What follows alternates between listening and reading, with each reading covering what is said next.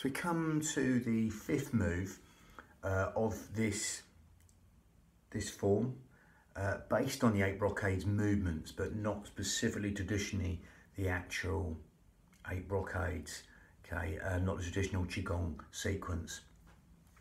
So basically we're taking the movements and we're not doing a traditional breath, we're doing the Pilates and yogic breathing, going down that path with the hypnotherapy breathing in there. So it's a bit of a mixture of breaths.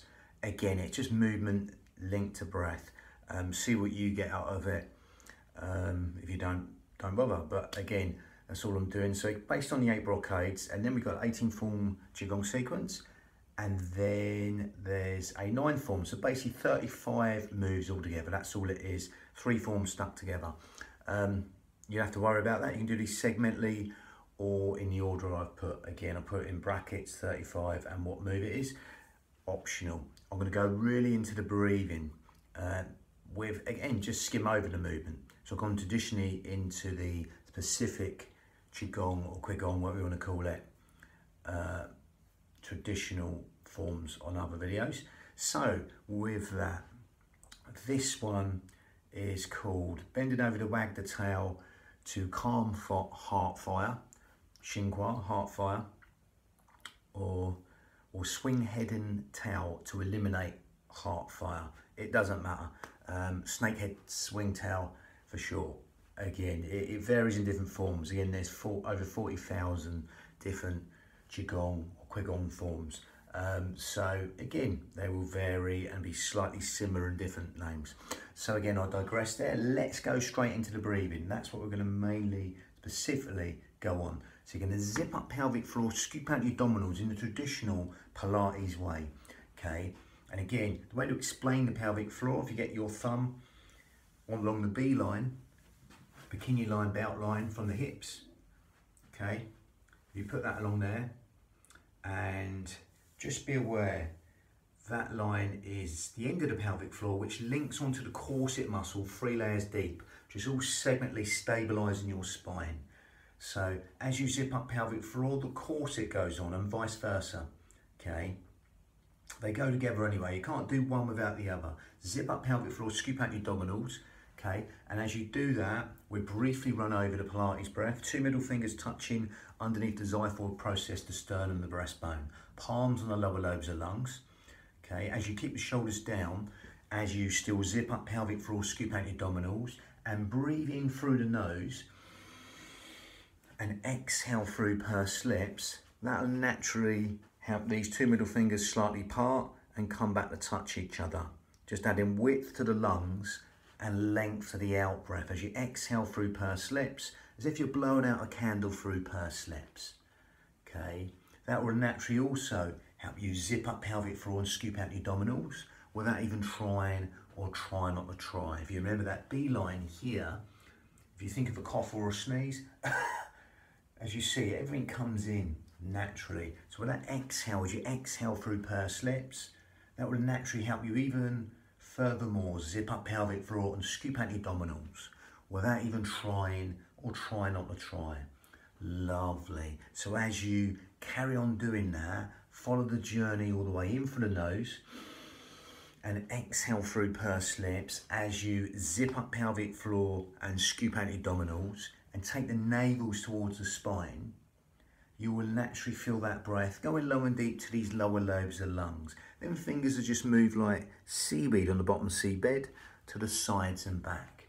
You take the hands away, safe in the knowledge that's happening, because there's nowhere else for the breath to go. It can't go into the stomach because right now you're zipping up pelvic floor, scooping out your abdominals, and as you breathe in through the nose and exhale through pursed lips, that breath can only go into these lower lobes of lungs, the intercostals, the ribs, anywhere but the stomach, because there's nowhere else for the breath to go, apart from into these fish gills, 3D style, organ deep, cell deep, even bone marrow deep right now. They're going into them lower lobes of lungs, as though someone's opening an umbrella inside your rib cage and letting go, or someone's just pushing out from inside your ribs and letting go.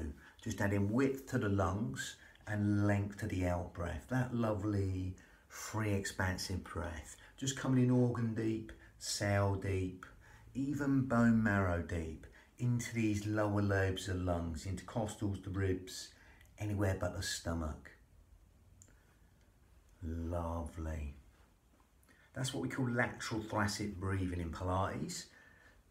As you simply zip up pelvic floor, scoop out your abdominals. That'll help you use that transverse abdominis, the corset muscle, the powerhouse, the girdle of strength, 3 layers deep. Helping you breathe anywhere but the belly button. But as we go slightly more into the yogic path, we close the mouth and we breathe in and out through the nose, sort of more nearer Ashtanga breath. We might add a bit on, which would be nearer that, but not quite Ashtanga yoga breath. But again, it's the basic yoga breath. You are breathing out through the nose right now and still staying still zip up pelvic floor, scoop out your abdominals. But that smaller filter through the nose will help us lengthen the breath even longer. Okay, that will lengthen the whole wheel cycle of the breath, as you can feel right now, through that smaller filter through the nose. That more natural yogic cleansing breath will lengthen the whole wheel cycle. Lovely. Now, as that happens, simply allow the out breath to fall longer than the in breath. You will naturally find you want to do that. Allow the out breath to fall longer than the in breath. So simply do that and then consciously take your mind to that out breath and elongate that out breath longer than the in breath. Quadruple it, double it, triple it, whatever you like. There's nothing set in stone. You want to stay within your limits of the breath. Just simply elongate the out breath longer than the in breath.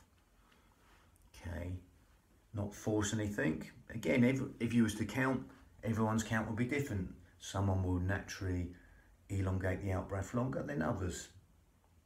Again, in hypnotherapy they do 7-11 breathing, but it's not necessarily in for 7, out for 11. It could be 5 and 10, whatever. Not that we're counting. Just simply elongate the out breath longer than the in breath as you still zip up pelvic floor, scoop out your abdominals and take the navel towards the spine. And as you elongate the out breath longer than the in breath, you will just encourage the parasympathetic nervous system to be benefited on every level. All the things you don't think about, all the housekeeping parts of the body are being benefited by elongating the out breath longer than the in breath. Sleep, digestion, rest and relaxation all be benefited by lengthening that out breath longer than the in breath, encouraging them restful relaxation responses and endless streams of comfort just coming into the nervous system and helping everything feel even more relaxed than it already is.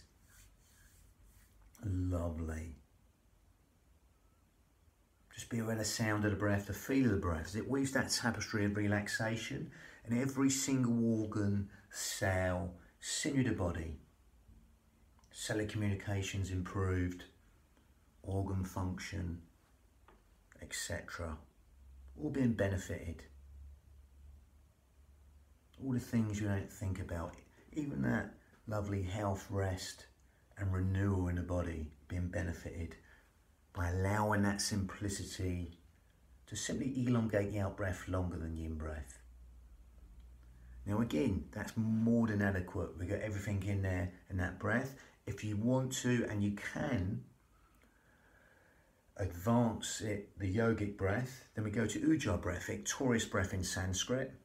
Will stimulate the thyroid gland, which helps with weight control, etc. Helps us build the heat in the body, helps us fan the fire to burn all the toxins in the body. Okay, but otherwise, just stick to this breath we're doing right now. If you want to go to Ujjayi breath, we grip at the esophagus, we narrow the esophagus, and we make a sort of sine, whistling, silky, raspy sound from the back of the throat, not sort of Darth Vader breath. We're just going in through the nose. Keep them shoulders down and exhale. It's like going with your mouth shut.